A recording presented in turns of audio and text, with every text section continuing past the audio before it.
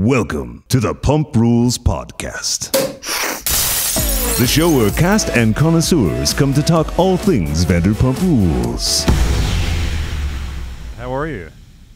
Good. How you doing? Oh, I can't hear you. Can you hear me? Yeah, now I can. Yeah. Were you just mouthing sweet nothings before to make me think that I was losing my mind? You were trying to gaslight me? Yeah, I was. You were, just like Sandoval.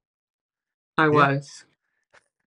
Well, I'm so glad we could do this the night after the show, because the night of the show, there was a technical problem, but we don't have to worry about that because I'm here with the one, the only, the glorious, the glamorous, and delightful Judy, coming to us from an undisclosed location. A bunker. Yeah, a bunker that is thankfully near Jax's Studio City. Look at the mug. Oh, wait, that's from Jax's Studio City? No. That's the Madonna Inn. This is mine. That's your white Madonna Inn. Just like a white-winged dove. Sings a song, sounds like she's drinking. I should have grabbed my goblet to be in unison, but I still can. It's okay. So, yeah. In spirit, the goblet is there. Exactly. In spirit with that, I will... What's that? I have... Oh, good. I'm glad, because I made notes. I made some verbal notes that I was going to put through the transcriber, and I didn't get there. And what I was doing is pausing the show and then just recording my thoughts. And I was like, oh, maybe I'll do a solo episode like this sometime. And I was like, how can I elbow Judy out of this? But then the police knocked on the door, and I was like, oh, God, the morality police, the ones that apparently skipped over Sandoval's house. Let's start with your notes. Well, clearly they stopped. They didn't get over to the place in Sandoval and Ariana's place because, maybe they did. And he was snuck away, hid under the gym equipment. The gym. Well, you know what? Noise machine. You know what it is? The white noise machine in conjunction with the galaxy light. It's giving really TikTok 15-year-old to me. Yeah, not even sophisticated TikTok 15-year-old because, you've seen the lighting in my place. That's like a sophisticated gentleman of a certain age version of that. But, when you can't quite get all the bulbs, you get that strip lighting that goes along the edges. Mm-hmm. I did notice at his great, really fun, really warmth-filled birthday party that there was some new stand-up LED lights. We'll get into that. I didn't even notice those. I was trying to see if I recognize any of the people. Because I was like, I recognize Billy Lee. Yeah. She's back. Other than that, I was like, who are these people? I recognize one of the guys. I think he was like the ring designer. Kyle Chan. Yep. Kyle Chan. Yeah. I did recognize him. Was there anyone else that even had a glimmer of recognition from you? Because there's one or two people that I think you may have seen on the show, but not in any great detail or have the focus on them. But there's a guy named Brett who came up to James, is asking him totally arbitrary things about Katie. It doesn't look good for him. Yeah, where did he come from? Who is that? So he used to work at TomTom. He may still, I'm not sure, but he did. And he's talking to James about something to do with having a word with Katie because Katie had him drummed out of the friend group or excommunicated or something like that. Did you ever see that TikTok of a guy who was ranting about Katie and shitting on Katie? No. Okay, we're going to have to pull up some file tape on this one. We went to the storage bin. What? Oh, are you using headphones, by the way, or earbuds to listen? No.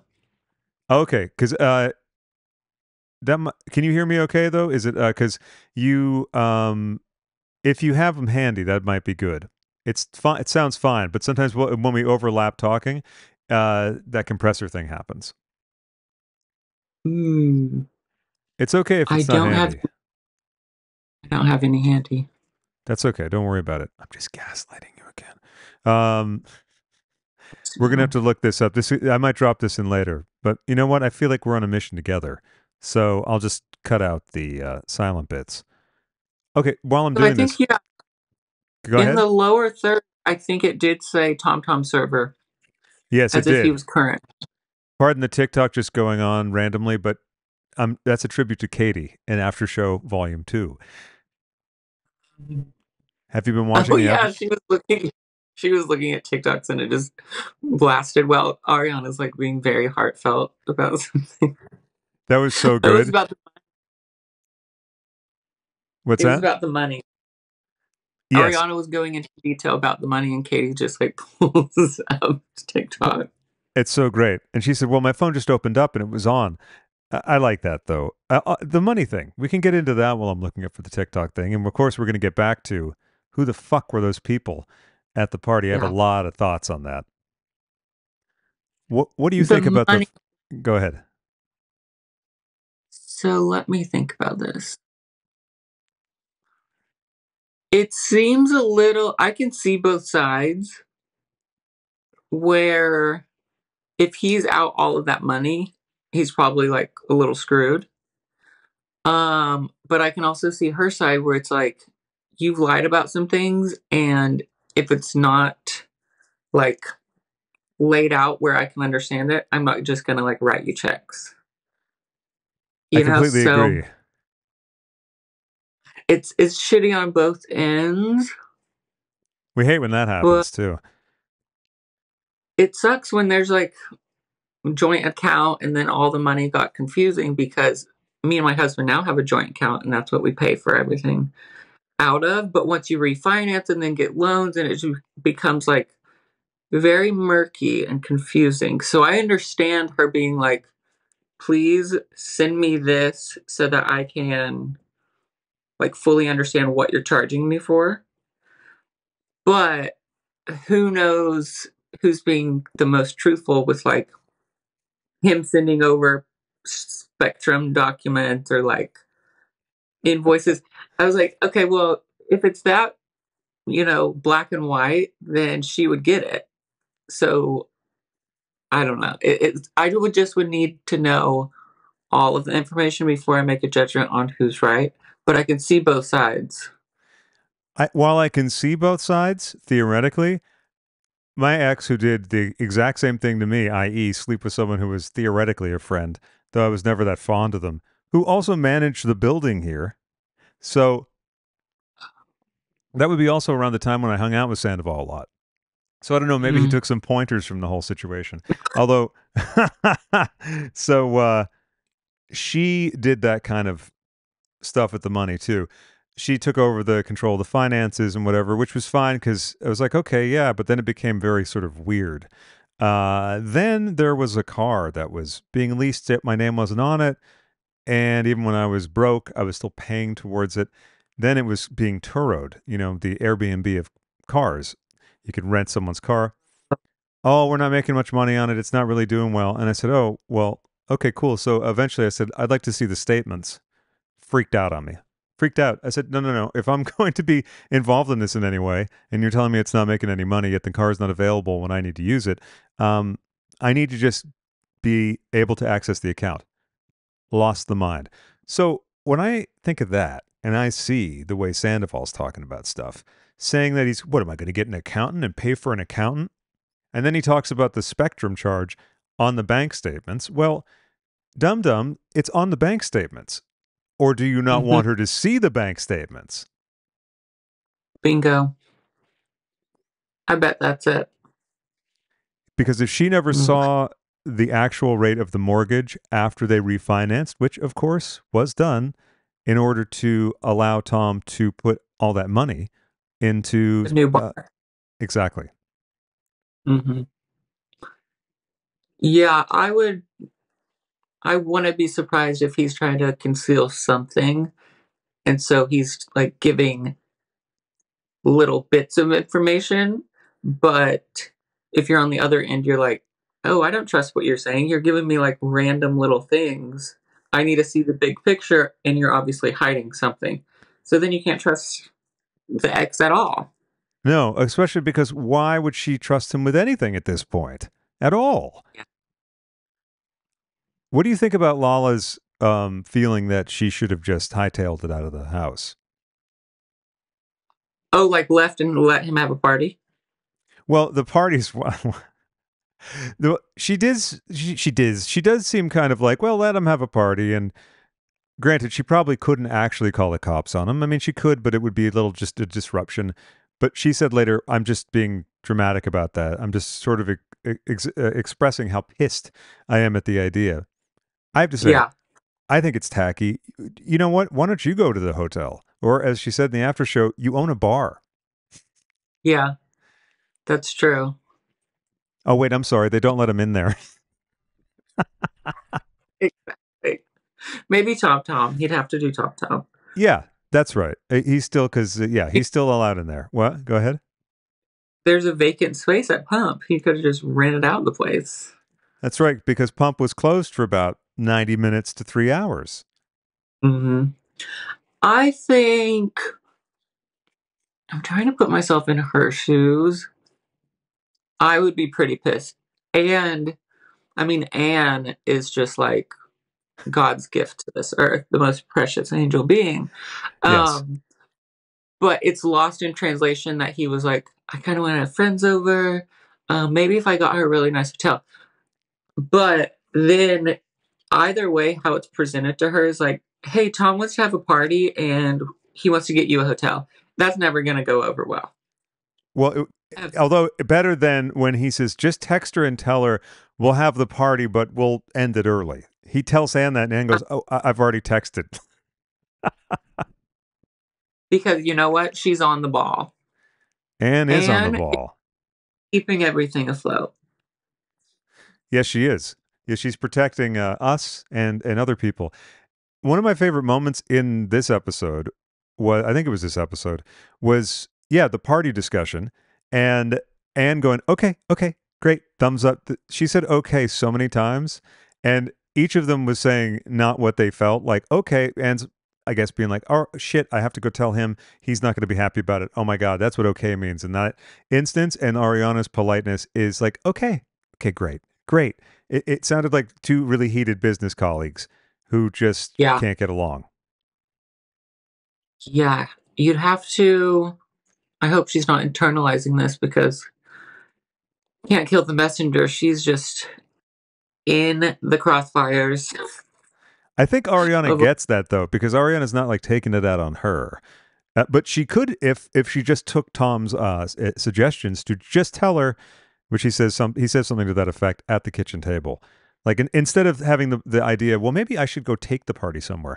And I don't know why the party's so important. Because the people there, I don't want to say his friends, the people that are there. Now, I've been to a lot of Sandoval birthday parties, and let me confirm and corroborate Ariana's assertion that yes, oftentimes they would go way too late. Not only would they go way too late, I might have been a participant in the very, very lateness, but she would come downstairs and be like, Tom, the music, it's too loud. To which I agreed.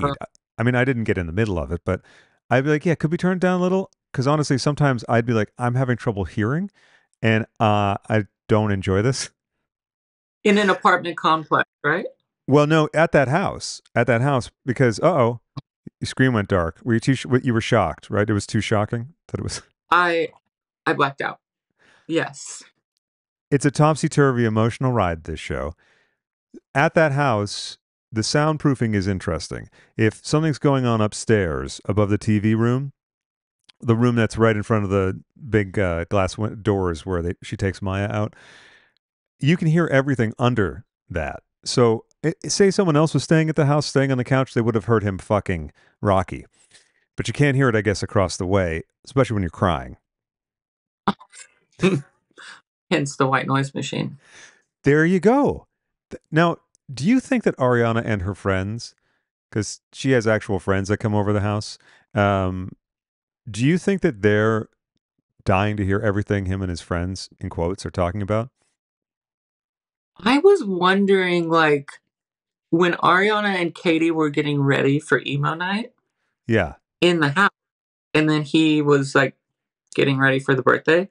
I just want to see footage of like them just crossing paths, because if Tom's in the kitchen or the whatever and someone walks in, you're going to acknowledge that person. And if it's Katie, do they say anything to each other? Do they walk directly past and say nothing? Does Ariana come down and get her? I want to know the nitty gritty. I do too, actually. That's such a good point. I wonder, is Anne... No, I was going to say, is Anne on call 24/7? She's not, as we found out with... Hold on one sec. Hold on. Sorry.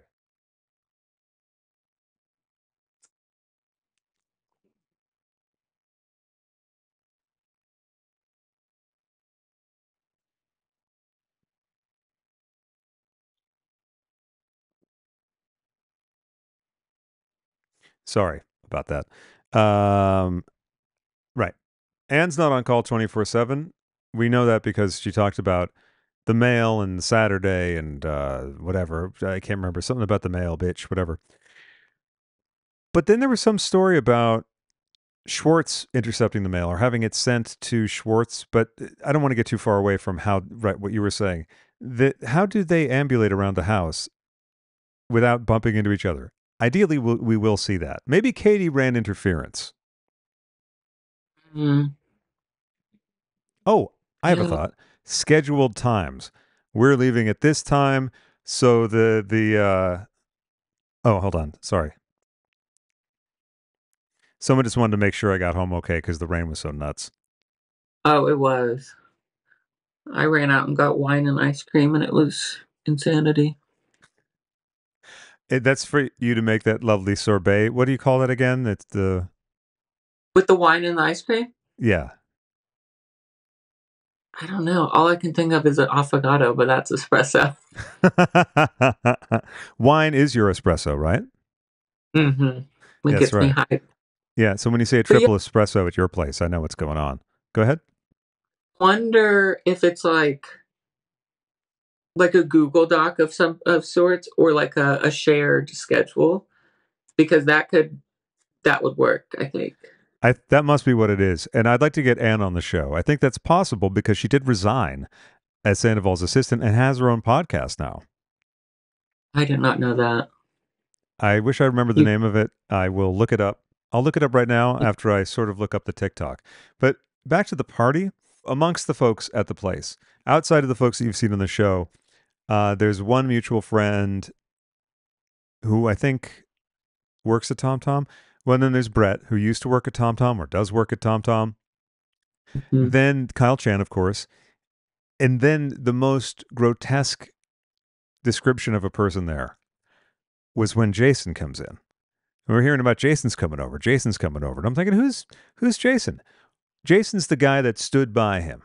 He's the guy that stood by him through thick and thin, because he's also paid as his band manager, and he's now the producer on his podcast. Oh, that's right. Because that's the guy that came over one-on-one before that, right? I think so, but I didn't remember seeing him. I remember seeing him on the Howie Mandel podcast, which was one of the worst ideas anyone ever had. Did you watch that, Sandoval, on that?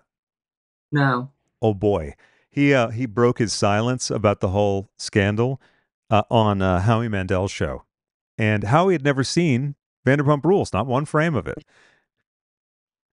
Huh. So he ended up kind of like, hey, there's two sides to every story, and his daughter is his co-host and is like an obsessive fan in a good way. I say that with peace and love and applause. And he kept shutting her down. So it was like misogyny on parade. It was wild. Howie was shutting her down, or Sandoval? Shutting her, yeah, no, he was kind of like, yeah, okay. Like, but but what about him? It's worth watching. Because if you like car wrecks, it's like 4 of them in a row. So Jason, people bagged on him for, he has to pay his bandmates. I don't think that that's a problem. I think that's good. He pays his bandmates. Clearly, he's paying them a good wage and all that, which, that cuts into the money he has to make in order to, be away from the bar. But Jason is his band manager. So what do managers of musical acts, some would say that it's not a musical act, but what do managers of musical acts usually do? Hey, man, You're totally right. You know, and he'll have some idea. I should be able to have the party. You're right. You should be able to have that party. Yeah, that party should happen. She's being nuts. I don't know if I'd call that a really good, close, trusted friend. It seemed like a lot of the people there were like adjacent to his band or in the band. Yes. Like there was a vocal coach, and then like Billy Lee, that I think had jumped in there because she was like, "Oh, I can get back in someone's good graces on the show." I don't know what she does these days, but apparently she's a stand-up comedian, which I find very funny. Huh. Where? I'd love to know. I know. Well, check it out. We'll look it up. Not now, because there's already too many things that we can't seem to look up at this time. But we should go to a Billy Lee gig together and just see the hilarities, the gut-busting jolliness of Billy Lee live. I wonder if it's near like the Franklin Village area where Schwartz'n'Sandy's is. It could be. Now, what is your thought about the accessibility of Franklin Village and how likely it is that you would go there more than once to check out Schwartz'n'Sandy's? I have been once. And I don't think I'd go back just for that. If I was going to like UC or just like to see a show of someone's, I might go there afterwards. But I did have drinks with the business partner at the bar. With the business partner, Greg? Greg. Oh, wow. That would be cool. Yeah. Did he talk about the gang or anything? He didn't. They were very swamped. And so he was kind of busy. And I was like, oh, let's like take a shot, whatever. We took a shot, like chatted about, drinks on the menu. It was kind of just, chit chat. And then afterwards, it was just Greg in there. So I was thinking, okay, right next to UCB, I'll probably have some friends that perform there. And if I could do a drag show right after that, that would be fun. So I asked him if they had ever considered doing drag there. And he's like, yeah, that sounds great. And we took a picture together. Yeah. And then I messaged the Schwartz'n'Sandy's account because he said, message me on there. And then I also messaged his Instagram account, but none of them like accept messages. So I was like, okay, well, I'm not back. Well, I guess it was a bad suggestion to request that. I mean, I'm not to request it, but to give that out. Do you find it strange that Greg has decided that Schwartz'n'Sandy's will not appear on this season? They were not allowed to film in there. They're not? No, they were not allowed to film at all inside Schwartz'n'Sandy's, even without Sandoval. Oh. Now I'm thinking like it's veered so much off of like surrounding Lisa's restaurants that now I'm like every venue is going to be random places in LA. It's not like any Vanderpump anymore. No, there's there's no through line. The one that makes sense really is Jax's Studio City. And I know your bunker is located somewhere near there, but an undisclosed location. Studio City is a lot more of a hopping area than Franklin Village, from my understanding, especially because the 2 times I went there. And of course, I don't want them to lose their shirt. Speaking of shirts, this is Sandoval's jacket. I just figured I'd wear it while I talked incredible amounts of shit about him. So, yeah, it was a lend that became just something that lived in my closet forever. Snatch it. Keep it. Thank you. It's snatched. It's mopped. It's mine. Just like I figured. Exactly. I figured, you would be putting on a look. Why not do the same in return? I should have worn my Jax's shirt because I won second place at their Monday night karaoke. What did you sing? I did It On 'Em by the Rest in Peace Nicki Minaj. Oh, okay. I considered... go ahead. the career is dead now, so it's rest in peace. I see. Right.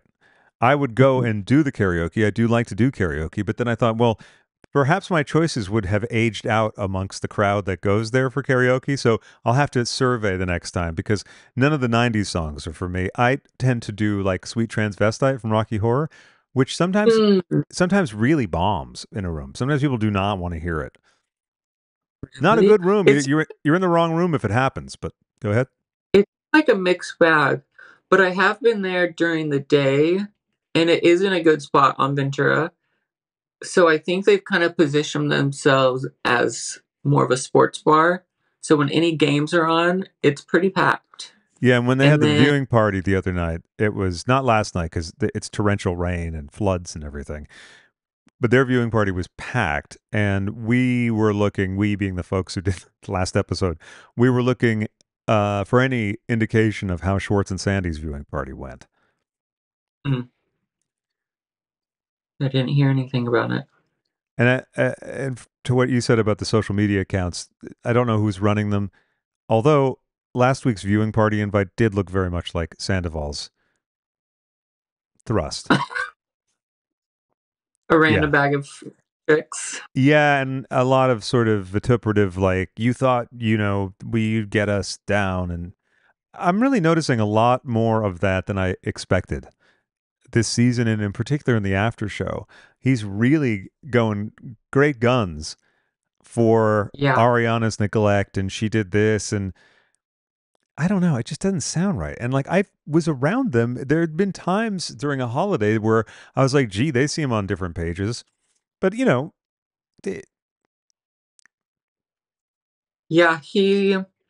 doesn't feel like it knocked him down as much as it would a normal human being. I think he wanted to go on that show. What's it called? Like Special Forces, whatever? Special Forces. I think he wanted to go on that show to like beat himself up and knock himself down. But I think his ego was already superhuman that it didn't like knock him all the way down to then rebuild as like a better enlightened person. I think he came out of it and was like, oh, now I'm going to work out all the time and get a spray tan and like. Now I'm going to go and tour. I can get more attention. It doesn't seem like there's been any real like. I don't know. Like it doesn't seem like he's reached his like lowest point and then rebuilt. I think he's been like, this is happening to me. This is so bad. I'm in the worst situation in my life. I'm the most hated person. Woe is me. I'm going to fight my way through this and be scrappy. But it's not like he's really dealing with all the emotion. I don't know if he's in therapy or anything, but it doesn't seem like he's going through the process to become a better person. It's like, well, James, you fucked Christian 10 years ago. What does that really matter in the I was really surprised by that. And I was very happy at James's response, though. Yeah. I'm not even entertaining this. You've got a lot of growing up to do. Yeah. You make a lot of sense. He doesn't. Because the look on his face, just the anger, you can see it go over his face when he says about the biggest betrayal. And I don't necessarily think he means that because he was fucking his ex-girlfriend. I think it was more the other stuff. And at the reunion when he treated them as if they never were friends. He said something to that effect in the reunion. Yeah. And I've been watching, so I like kept up on and off for years, but then now I've been watching a season and then going back and watching the season and going back and back. And it was weird, like in that friend group, they do get over things and they become friends with people that fucked them over a lot. But James did become close, and he like mentored James kind of, and like tried to plan the proposal with Raquel, and it was like this almost like you said, big brother situation. And then if someone did that to me, I would feel completely betrayed, and like my entire you know, trust issues would come up, I think. Oh, absolutely. I mean, he says something that kind of resonated with me. I had a falling out with him, and Sandoval, we've not been friends since late 2020. I did actually send him one note after Scandoval broke out. Uh, when Scandoval did break out, I got to say, I was cackling with evil glee, not because of what happened to Ariana. Ariana and I exchanged messages that were like, "Hey, wow, had the same thing happen to us." Like that, because they all knew because they were all living in the building when that shit happened. When you have someone Mhm. from Vanderpump Rules going, "Hey, what's going on with?" You're like, "Okay, this is a little out of control," because they've seen a few things. But I was happy to see that he was sort of being exposed as not the Mr. Sunny nice guy. That maybe he either was and then changed, or was always this guy and we didn't know it. When that happens with someone, you're like, did they change, or did I just start to see who they are because I either stood up for myself, or I don't know. You just blacked out again. It was too much philosophy. I think it's my power, but I'm gonna watch it before I need to plug it in. Okay. Yeah, I'm kind of leaning towards he was always like that deep down. Yeah, I do too, because generally that's what happens with people. They're like that, and then they can hide it, and the other person doesn't want to see it because it doesn't directly affect them. They don't sort of put that laser beam on you or whoever the person is. But then you add up later, you go, oh yeah, when they tell stories about these other people, they were always the fill in the blank, fill in the blank, fill in the blank. Now everyone has people in their lives that things went south, so you can tell a story where the other person doesn't look too great. But if it's every person that they sort of don't have Yeah. a relationship with anymore, or just have gotten distant from. Particularly when we saw the parallels between what he said about Ariana and what he said about Kristen at the time of that whole thing. Mhm. Well, with watching the seasons before and, like, seeing the backstory or seeing, like, what's happened and then watching the season before and seeing, like, how that came to be, I've been noticing his personality, and help even when he's being helpful, like, at a wedding or something, he'll be, like, overly helpful. I think it's so that he gets the affirmation of, "You're the most helpful, like, groomsman, and you're the best," and all of these things just to feed his ego again and again. And then underlying all of these things, I think it's like an insecurity of not being the coolest guy. And what's weird is like Jax was outwardly a douche and like selfish and completely self-absorbed and would fuck everyone over. But I think he did hit rock bottom and then rebuilt and was like, okay, I've fucked so many people over. And you could see him kind of like maneuvering that and going to therapy. I don't think on the show we've seen Sandoval go to therapy at all, right? I don't think, no, we haven't. We have not. And he's talked about going to therapy on the Nick Viall files. Apparently, the rest of that appearance is unhinged from what I've seen reports of online. I listened to about half an hour of it, and I thought, gee, really doesn't seem as penitent as I thought he would be. Seems like he's not really grasping that he should be a little bit more apologetic. Yeah, I don't think he is. I think he sees it as like, yes, I did something wrong, but also, woe is me. Everyone's so mad at me. I'm just going to be around people that build my ego again. Brock said And something about Scheana being surrounded by yes people, which I think was part of a misguided statement, which we can get into later. But then I thought later, well, gee, he sounds like he's talking about Sandoval, because if you look at the people that were at that party, I mean, some would say there's some people who were just like eager to be amongst that group or him or whatever, but most of them were literally his group, like you said.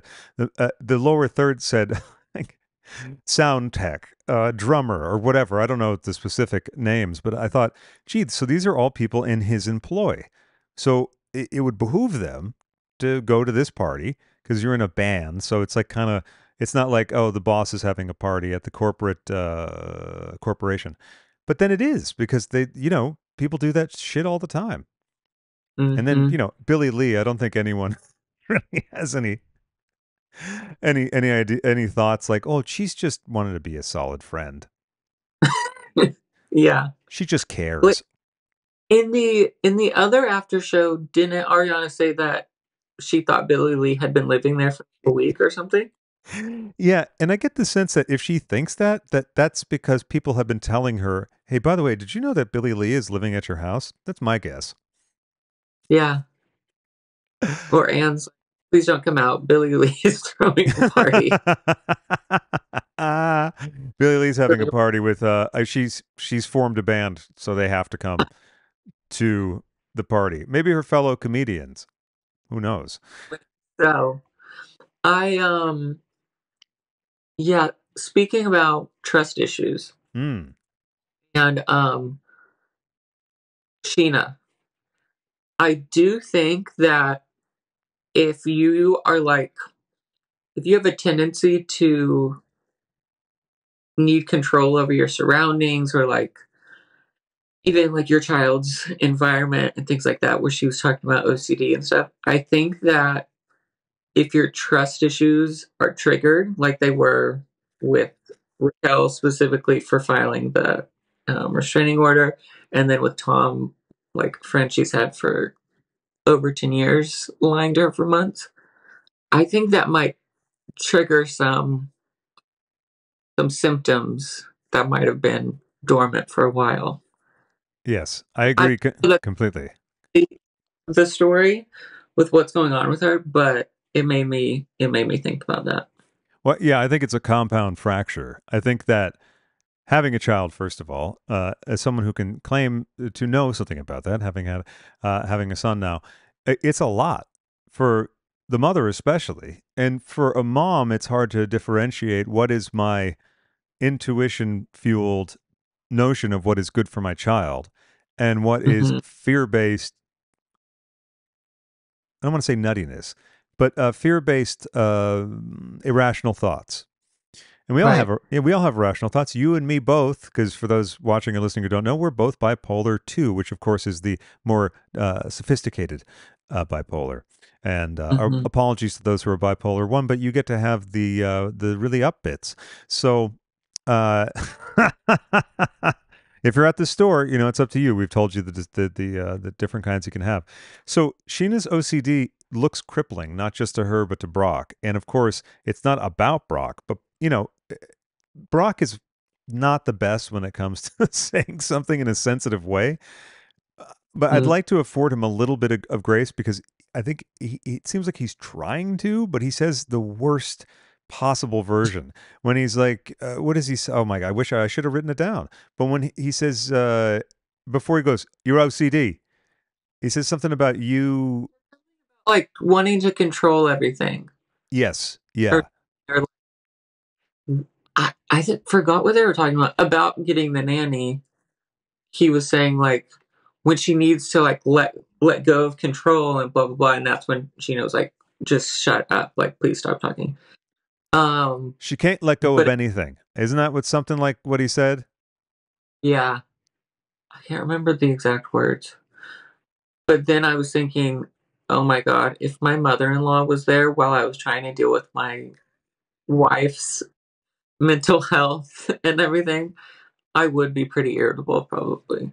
You know, I would be as well. And when he says, no, when Sheena then says, well, I think what happens is Brock gets upset when, and she says something that is true, but I think it's a soft version that I think also she's not seeing what I am assuming is that Brock cannot soothe her worries because no one can soothe her worries. So when Brock is being asked, but what if this happens and what if that happens and now they're in a position like he alluded to where they're not really merging as a couple. They're these two people that are sort of in the same house with a child, and everything's about what if something bad happened.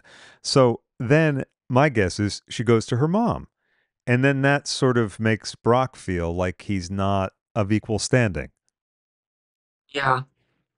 And I bet she goes to her mom and gets soothed and probably well what her mom said was you need to validate her feelings, and if she's getting that from her mom and getting kind of aggression from Brock, I feel like that would cause resentment at least in my head.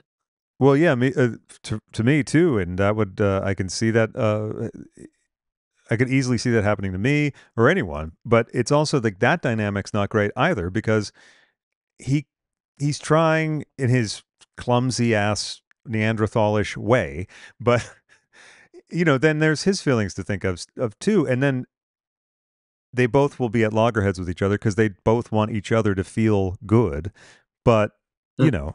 but with that, applause to Scheana for getting this stuff dealt with. And you said the thing about triggers.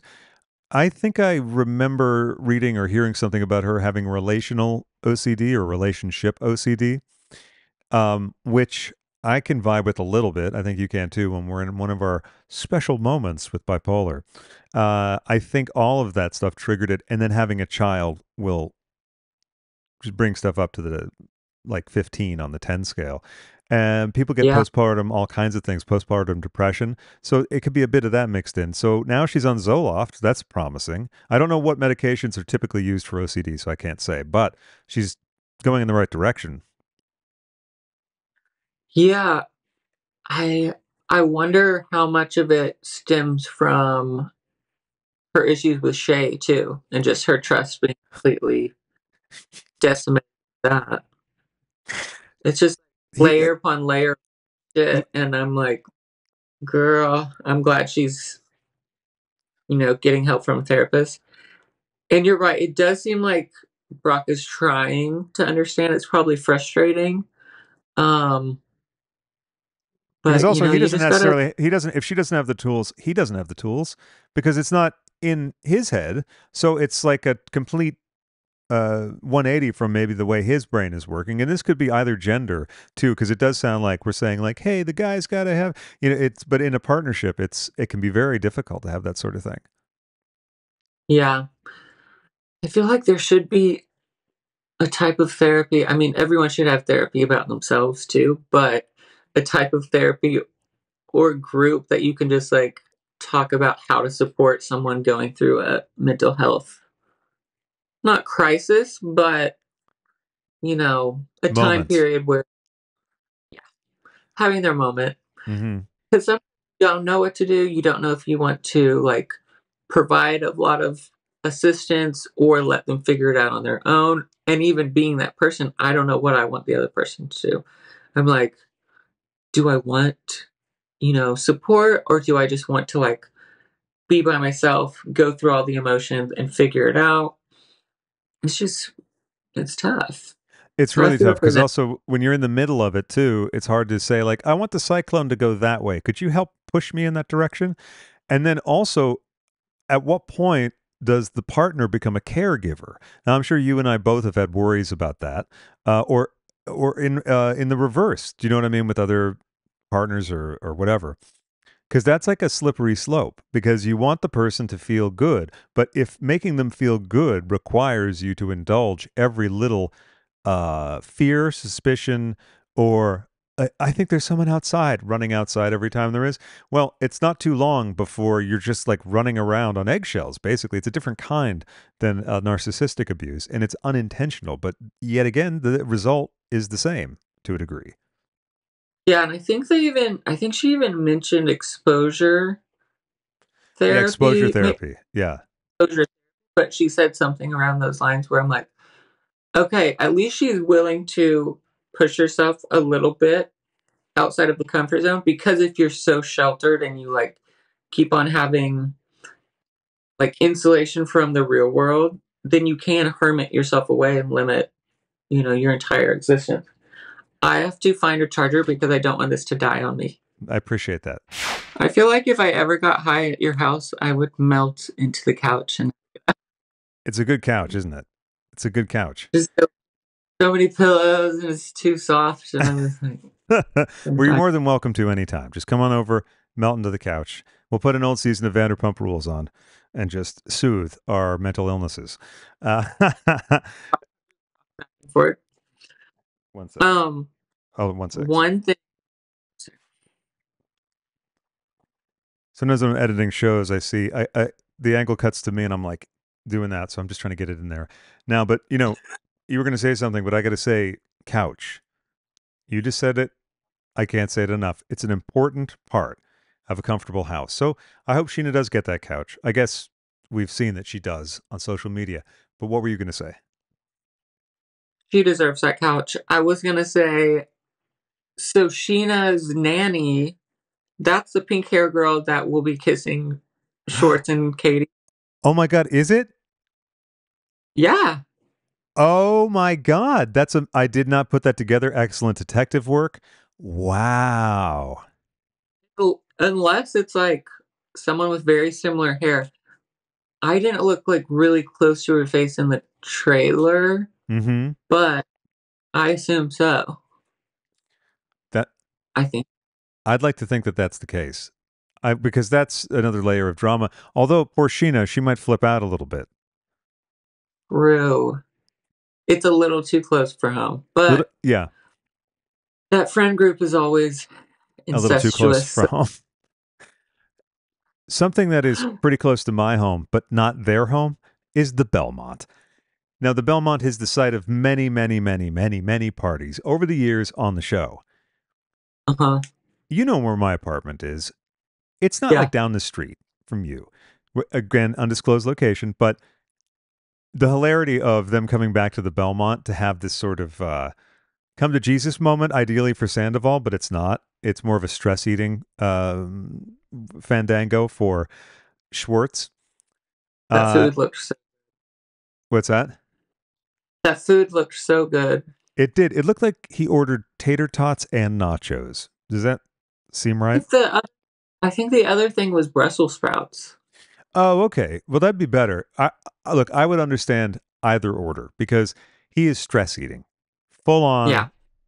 no stops, stress eating. Which people would goof on Katie for doing it a while ago. Hey, look, the sword cuts both ways. And sometimes you eat your feelings, which is what Schwartz is doing because he's expressing as much of them as he's able to.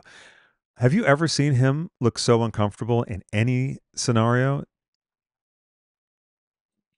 The only thing that I thought of was that conversation he had with Stassi when she came back and wanted to like talk to Katie again. But I think he came into that one more like he wasn't as involved in Katie and her conflict. So he was kind of like a third wheel coming in, and he came in kind of like angry. Yeah, And that he was came in amazing. hot to that one. He was burning up with fever. But this one was definitely more uncomfortable, and like he was the one that was kind of opposite of Tom Sandoval, and it was their direct conflict, so he was a lot more uncomfortable. And he kind of hinted at that he wished Tom Sandoval was drinking. He was like, I I wish we know. were both in this situation because Yeah, it would make it a little I easier, and he was so uncomfortable. I mean, he always does like the twiddling with the hair, the rocking back and forth a little bit. He had this new facial thing that kind of looked like partial stroke going on. He's like, he was kind of talking strange in one of the confessionals, like, yes. It was it was odd. I rewound it and was like, doesn't that sound weird to Bryce? And he was like, yeah, he's talking very, very strange. Sandoval said something that I wish I noted. It was something, I don't know. He was talking again about all the things that have been done to him and how come he doesn't get a break or something like that. What do you think about Lala reaching out last episode to Raquel? Mm, I have a hard time gauging if that was genuine, like she was saying, oh, this happened to me, and mm, I don't know. It seems like she expresses herself on such extremes. So, like screaming at the reunion and then wanting to be so nice, it's hard to know where her head is really at. Yeah, she goes so hard in that one direction, and which I like. I mean, I love that. I loved her performance on the reunion, as I did James's, and I feel like James is sticking more closely to what he expressed. Then we see trail in the trailers like, oh, so someone gets cheated on, now she's a god.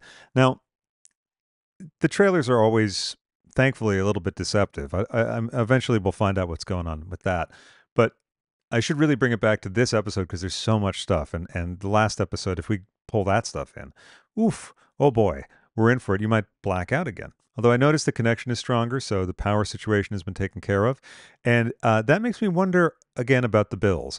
But I guess we know the mortgage and stuff. Last episode, we were wondering if it was what? It was like the hot water, the electric Mm-hmm. bill. I mean, also, if he is having such difficulty with his bank account, what does he think Schwartz is having with the bar tanking? Yeah, I'd like to see those books. It's very worrisome Yeah. because so I went there and it was pretty easy to get a reservation. But it was full. It was full, and then we actually went to a different bar, met up with some people from UCB, and then they wanted to go there. Okay. Yeah. And they got the show. It was just like a bar that's close. So I think it's doing okay now, but I wonder what it was like right when all this broke. I think it was pretty Like, hairy. Yeah. yeah, I went over there with a like friend right in the middle of it, but it was at the end of the night on a Thursday or something. And Jack Schwartz, Girl Joe, who we're going to see later on. You know about Girl Joe? Joe, who lived with Short, or does she still? Roommate something. I don't know if she still does, but it's kind of a mysterious character that Joe Weinberg is. She's always very friendly. Kristen now feels that she was basically waiting for her time to pounce on another cast member because she was one of Kristen's besties. And then as soon as she linked up with Schwartz in whatever fashion that might be, platonic or not, maybe just as his hairdresser, she blocked Kristen and had never spoken to her since then. Didn't even have a fight. Or no, maybe Kristen said, "What the fuck are you doing?" Blocked. Was this the person that at the reunion Katie had been saying stuff online and Shorts was like, "You better stop that, or you're going to get a cease and desist." Yes, that's the one. Girl Joe. Joe. And So they were all there. It was Joe Schwartz, Jax, and two other friends that aren't on the show, and I'm trying to remember which ones. If it was Dave, well, it doesn't matter. That won't register with anyone watching.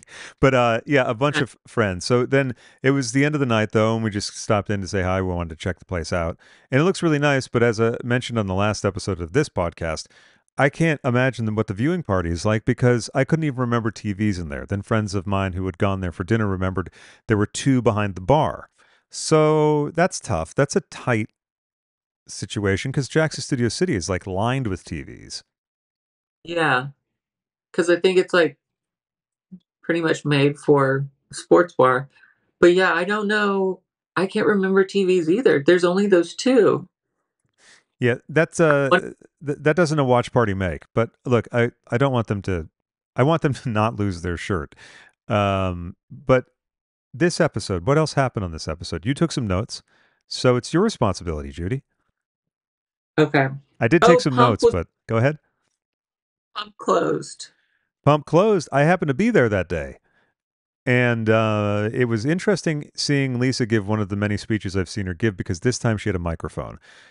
I thought that it was rather quick, the handling of the closing of Pump. Yeah. I wonder about that because I don't know the timing of all of this with them filming, but when did it like become common knowledge that they were going to not renew the lease or whatever? About a month or 2 months before that. Oh, okay. And then go ahead. Counting down through this party. I don't even remember. No, they didn't. They didn't even announce the party. So some friends of mine who had just gotten into the show this year in the wake of Sandoval, a whole group of them too. I noticed a lot of people who would never watch the show after Sandoval dove headlong, and then found out what we knew all along, that it's the best docuseries on TV. A reality show, docuseries. It's really good. Again, holds a mirror up to society. We all know people like this, and in my case, I happen to know people. So yeah, but this is very indicative, I think, of real life, particularly the way that women are treated in the as opposed to the guys in situations such as this. Mm-hmm. Yeah, it's hard to decide if I like the earlier seasons or now. Because earlier, it's fun to watch people that are like so young and stupid, make mistakes and react to things horribly and have horrible communication skills and just want to physically fight. Like that watch. But now it's kind of more relatable where they seem more evolved. They can like go through struggles and come out on the other side and like, you know, try to own a house and try to get married and this and that. Um, but it does make me miss the craziness, you know. I know, but I think if the craziness continued at that pace, it would have been a little dull. Look, season eight's one of the worst seasons of any television show I've ever seen. I actually ceased watching it for a while. And then I had the falling out with Sandoval, so I did not watch season nine because I was like, I don't want to fucking watch him pretend to be a good guy. Turns out that's not what happened on season nine, which I caught up on in the wake of Sandoval. Season eight was the season with all those new kids, like cosplaying. Oh, like Max. Max is the Max. He's a nice guy, and he was kind of interesting in the show, but had some tweets that really weren't that smart or enlightened. So goodbye. Yeah. I think that was a season where they still claimed that Scheana worked there. See, that's the thing. They had to kill that off. That's why I like this new era, because they broke the fourth wall. They smashed it down. Because this pretense that, oh, they all work at restaurants, yet we all know that they're huge TV stars. So it was a long time coming for that. And if they'd, I mean, I've talked about this a lot, but if they hadn't done that, the show would be dead now. If they continued in the path of season eight, which I think was the lowest rated season of all the seasons, mostly because they brought in a whole bunch of new people to kind of threaten the cast, in my estimation. Like, oh, hold on a sec. Oh, hold on. Breaking news. Okay. Love you. Love you. Talk to you soon. I'll call you after. Okay, bye-bye. That was hot breaking news from London town, where Ada and Peter are. So they'll be in town in March. Perhaps we'll all get together, have a good old time. Yeah, and go to Jax's Studio City, located on Ventura Boulevard, Studio City. I would love that. They're both, when I've been there, Jackson and Brittany have been so sweet. They're the loveliest, and they're there all the time. Like, they're really into it. Like, they are going for it, and they're having karaoke nights. They're doing watch parties, the football stuff. I mean, that's a pretty solid, yeah, it's a pretty solid bet. I mean, I have no interest at all in sports, but I'm happy to darken the doors of Jax's Studio City. I've asked them both about doing drag shows there, and they're like, yeah, we want to build out this little area with a stage, and we'd love to do that, whatever. But I think they're still kind of in the growing area and figuring everything. So I'm going to wait for now and then follow up later. Because I like it. It's so close. And like, you could really work the room. And I think that'd be fun. And there's a nice cross correlation between the drag community and the Vanderpump gang. I remember being at 2019 Pride, my first out Pride, actually, and Ariana's as well, because remember, she got outed by Tom. And Rhea Latre and Eureka and Six and at least one or two other folks were there, like in a banquet. So, although I had like horrific social anxiety because Pride is like, I can't handle the number of people that flood West Hollywood. I stood in front of Tom Tom for 5 minutes. I said, okay, I'm either going to see a friend and then be able to just walk in, or I'm just going to walk home because it's walking distance. And then I think Richardson was like, oh, hey, man, how you doing? And then he's like, you want to come in? I was like, yes. Okay. I was like, there's my day decided for me, because otherwise it was just completely panic inducing, the amount of people, very drunk, loud people in the heat. It's not my bag. Especially if I'm in drag, I need to have the majority of my day in air conditioning. Yeah. And if I'm not, then I need to be able to like stretch my arms, Yeah, and well, not that's the be thing. shoved. I like to be proud about the fact that I'm an indoor cat, and that's kind of the thing. Or if it's a cool dark place, like some nightclubs are, some are not. Like the Deer Departed. Deer is not really what I meant, but the Blazing Saddles, which is horrific. Mhm. Well, we're talking about West Hollywood again, and to get back to the Valley, coming up soon on Bravo. James and Allie, we see them at their lovely home in Burbank, and we also see them taking a walk. And James shares with Allie that, you know what, this is the best place to take a walk I've ever taken. There's nothing as nice as this on the other side of the hill. Right. How things have changed. He used to be such like a Hollywood DJ twink. Would you say he's a daddy now? Would you go that far? Oh God, no. What would you But he does. classify him as? Of course, he's He does. very much heterosexual. We'd like to state that fully because on this show, at one time or another, someone might have inferred otherwise, and he got quite upset. Not that he has a problem with gay people, but he just doesn't like being pestered. No, I was just talking about his size. His frame looked like a twink. I was going to say his size. But Do you know something that you need to share with the class? Or no, I don't know a single thing. But I love that they constantly show shots of the airplanes flying above. the B-roll troll, Because they do whatever they can to troll them with B-roll. It used to be like someone almost barfing in the corner, at a party, or like, a liquid falling out of someone's mouth. That wasn't barf. So it was a lot of mouth-related stuff. But the thing that I love the best about him deciding that this was better than anything on the other side of the hill. Runyon Canyon is on this side of the hill. There's a lot of stuff on this side of the hill, Los Feliz, and where they are walking is the median on a highway.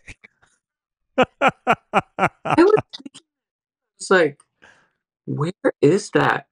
Like, I don't drive in Burbank that often, but I was thinking, where is there a walkway like with that much area in the median of two roads? I don't know. Did you see how many cars were pulling onto the road from the side streets? I was like, how is this calm? Like, how is that calm to an actual park? I love the valley, but there's certain stretches of it that you don't want to walk around in. I mean, LA is notoriously a city that you want to drive in or be driven in. It's not that walkable over in them there parts.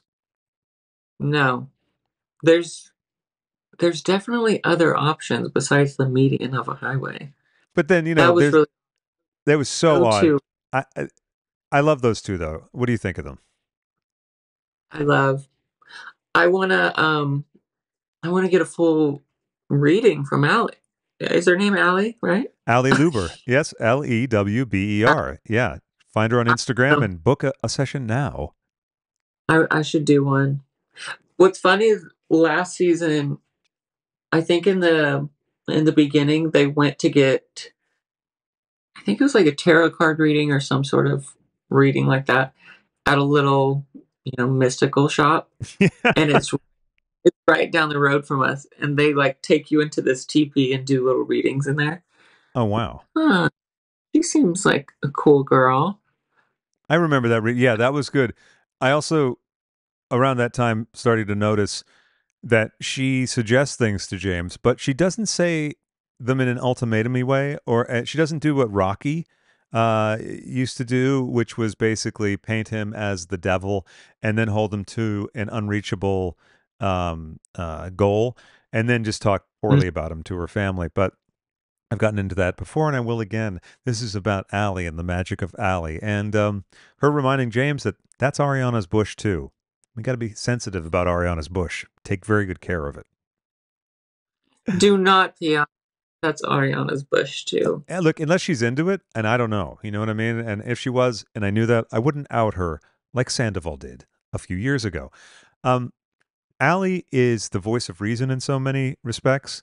She said the great thing during the reunion about, I think everyone should be in therapy, especially men. That was quite good. Precious angel. And she stays in the car at the party. She just stays in the car. I think that shows tremendous resolve and also Yeah, acknowledgement. Yeah. Go ahead. she's a perfect addition because it shows like the exact opposite of being reactive and like searching for conflict. She's like, I don't need to be in there. I'm just gonna sit in the car. Another line she had that I loved, it's never too late to not do the thing, or something like that. Or it's never too late to Great. not go. That is a great motto. Yeah, it is. I mean, do less, and that's the complete opposite of other people on the show, including her boyfriend. So it's like it's fun to watch. Oh, it's The great to the watch. Yeah. Incidentally, I'm looking forward to seeing the rest of the party because, as they said at the end of the episode, to be continued. No shit. Really? We're going to see more of what happens? I wonder what else at that party will happen. But I mean, it's also to me like, oh, the story goes on with all these people. Really? I thought it was just this 2-episode arc. Some of the production touches I just feel are wildly unnecessary. Last year there was the lower third card, Kristen Doty, Tom's ex-girlfriend. Like, does anyone need to know that? Who didn't know that was watching? And if they didn't know it, fuck them. Go ahead. They got pretty brave with the editing. Didn't they get nominated for editing? They may have. The cinematography and editing has jumped up many levels. I think they got the Emmy nomination last year, and I think they were like, okay, we're gonna do some crazy shit this time. They really did. That montage. Go ahead. It does seem a little more like highly produced with the editing of everything. But I have noticed that with like Salt Lake City on Bravo, certain franchises they like put a lot into the editing. Other ones it's pretty cut and dry. Yeah. I don't know like extra touches and stuff. You don't know what? I don't think I really like the extra like artistic editing. I think you meant to do air quotes on the artistic editing. I personally, last episode, did not really care for that extended trip down memory lane that culminated with horrifying flashbacks and discoloration of pictures of Tom. Like little flashbacks of like, hey, we opened the bar. Okay, I get that. That's a traditional element of the show. Here's the flashback. We're telling you it's a flashback because we're decolorizing it, except for a couple things like Ken's blue sport coat. I love meaning I hate that when they do that. Black and white, one little thing. Like they did a black and white flashback of Tom and Katie's old house and they showed the bathroom and they only kept this one bottle of Bath and Body Works lotion color and the rest was black and white. I was like, orange bottle.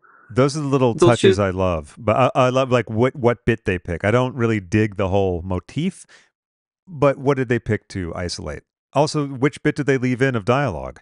No, that's a good pooping bathroom. Exactly. That's what they included. And how do we see Tom enter this episode? Leaving the toilet, hear the toilet flush very, very fulsomely. Oh, yeah. I forgot about that. And speaking of entrances, go ahead, sorry. They really love to film people on the pot. Well, you know, those mic packs, they're on the whole time. So the sound guys have heard a lot of things. And I've seen the sound guys too. They're monitoring like 20 different mic packs sometimes. Oh, God. Yeah, and then there's, I think, a point person for any time there's a kerfuffle off in the distance and the cameras aren't there. That's why sometimes I've seen cameras race over and not clip people in the head. I only saw that happen once, and it wasn't production's fault. It was at Pride. Someone ran up and boom. Those battery packs are pretty big. I also think that the advancement in the presentation is in concert with the elevation of modern filming devices. For instance, there was a behind-the-scenes clip of the title sequence, and they have little drones just flying through the room. I did see that, like going through something about her, and then like going through Tom Tom, then Sir. It's like interesting. In the after show, Sandoval was talking about like being irritated about the premise that he had to apologize to James. And he said that he got all these heated voice messages and voicemails. I've been on the end of that too for another situation. We get along fine now, but he can do that. But I'd say in this case, if it did happen and be warranted, however, did it really happen? Because I noticed that Sandoval tends to lean on tropes of what people know people for. You know, it's like their greatest hits. Like 80. Yes, exactly. Yeah. And just kind of like go, what would be believable? Not that abusive people would do that. I mean, I'm not saying he's abusive or anything. But manipulative. that's it. Thank you very much. Thank you. Thank you. And he said that in regards to James, in talking about how close they are, he's like, well, it's not like we go on trips or something. It's not like he's Kyle Chan or Jason. You go on trips with Jason because he's the manager of your band. You're touring together and you're paying him. Yes. Yeah, you might not go on trips together anymore, but wasn't James saying on the other end that they used to go on trips throughout the years? He used to do that. Yeah, and also, like you said, he was his sort of mentor, right? Now, there's one way to look at that where it's, oh, here's my little friend. See, I'm a big guy because I was the bigger person, and I said, hey, you know what? He's a young guy. I'll take him under my wing. And then also there's a way to look at it like, hey, he's always going to be messier than I am, but I'll be the heroic figure that picks him up every time he falls down.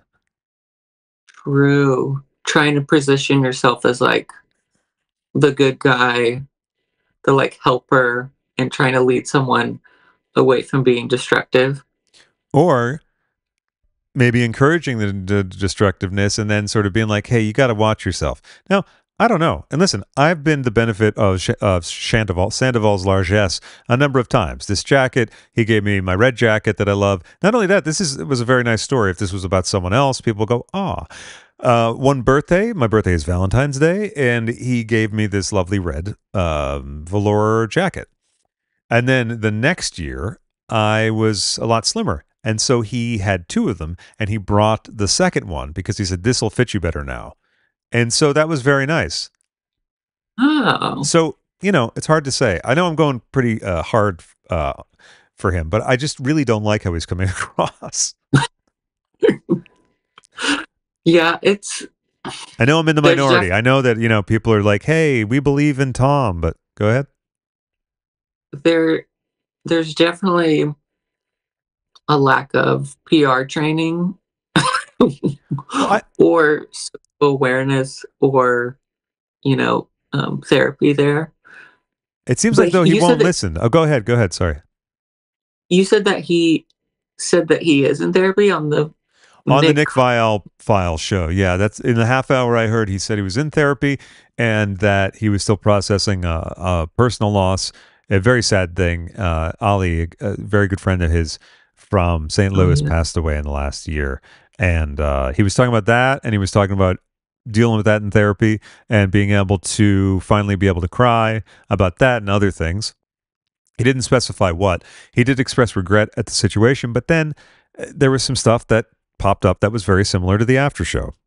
Yeah, I'd like to know what all is going on there, but I'm sure. I have a feeling we'll find out. Yeah. I hope for the benefit of other people that he's involved with, that he figures this shit out soon. I'm sure there's... I feel bad. It's like laying in the wayside of this entire horrible scandal. Apparently, Ariana has moved out, according to some gossip stuff I've seen, which is good. Also, she's on stage on Broadway for the next 8 weeks. So, right. I mean, I'm sure that he feels really good about that. I'm sure he's very happy for her. What else happened this episode? Oh, I know. There was something that was tickling the back of my head that I had to get to. Things that production, I think, suggest people say sometimes make a scene completely ridiculous. Scheana and Brock show up to the recording studio. Yeah. Brock goes, oh, wow, I've never been in one of these before. I feel like a proper American. I'm paraphrasing slightly, but that's the thrust of it. So apparently they only have recording studios in America. Did you know that? I didn't know that. So like all the great British bands used to have to come over here. Midnight Oil, Australian, had to come over here. Canadian bands, not that hard of a trip, but they'd have to come here. Recording studios. That like stuck out to me too. I was like, what the fuck does that mean? Like, is that a normal thing that everyone knows? Like, oh, it's such a thing to be in the studio, and Australians would never know what it's like. Scheana and Brock show up to the recording studio together. And then when they get there, they meet the guys in the 27s. And Brock claps his hand and goes, "So, what's going on here?" Well, there's a few questions from that. Did they need to tell him to ask that? Because then Scheana gives the rundown about, well, the emo night and I had this song and blah, blah, blah. It's for the edification of maybe the viewers that just jumped on the train, or maybe someone had just changed the channel and happened to find the show that they're currently watching. Would he have not have heard about what they were doing on the car ride over? Or do they just not discuss these kind of things? The audience is smarter than that. Yes. I think some of them need to be in the confessionals, like Scheana being like, so we need to record this thing for emo night, and we're changing up my song, Good as Gold, for this, this, and this. And then they show up to the studio, and then they do the thing, Yes. and then they talk about how excited they are and whatever. But some of those things are too like copy and paste into scenes where I'm like, do that a different way, because you're just kind of taking me out of it. I know I'm being fooled. It's not real, but I'm like, just give me something. And it's real enough. Like, she is really going to do that because they're really going to do it at emo night. And now we're at a place where there's no fourth wall. So why the little tweezing? Why? It's so annoying to me and irritating and kind of insulting as an audience member that they think that we need that. Like, what do you think she's doing at a recording studio? What would anyone think that she's doing at a recording studio? As you said, in the confessional, all she has to say is, "I'm so excited because we're going to be doing a new version of Good as Gold." Now, if you watch the show and you don't know what Good as Gold is, you might need some other help. Yeah, exactly. Like, you might need assisted living. I'm not sure, but you should not be you should not be left on your own, to cope with life or feed yourself.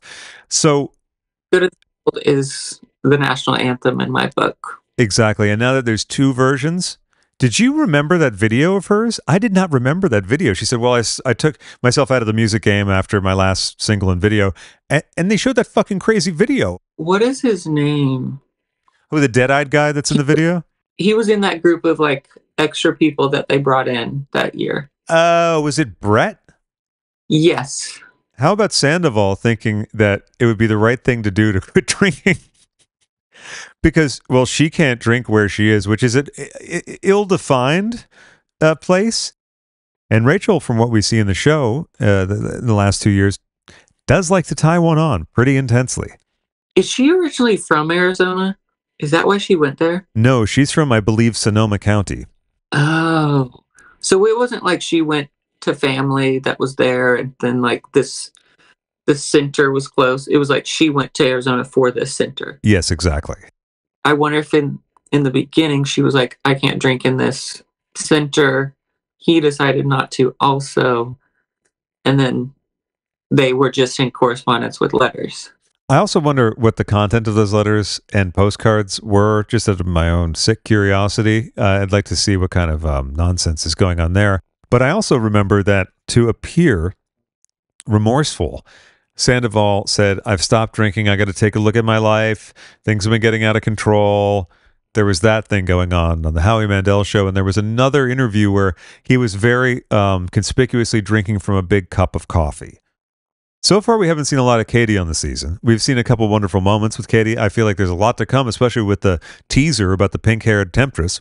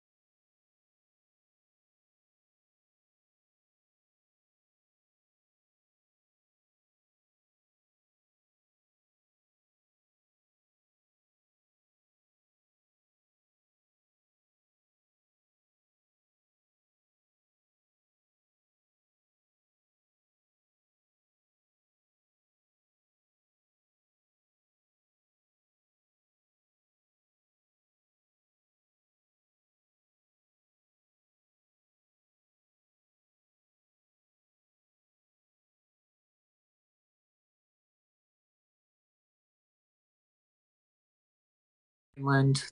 Oh, okay. The median. Gotcha. Yeah. Well, that's a nice spot. It's very soothing. Not quite runny-esque because you know why? The only difference is no angles, just straight on. So you don't have to be bothered with going up the hill. No. Well, Judy, thank you so much for joining me. I look forward to you coming back on the Pump Rules podcast as the season gets even thornier, thicker, and Katie, a lady, and to whatever degree that might be, and also kissy-cating a lady. It's tired. I'm late. Sorry about pink hair girl. With that, Judy. Everyone.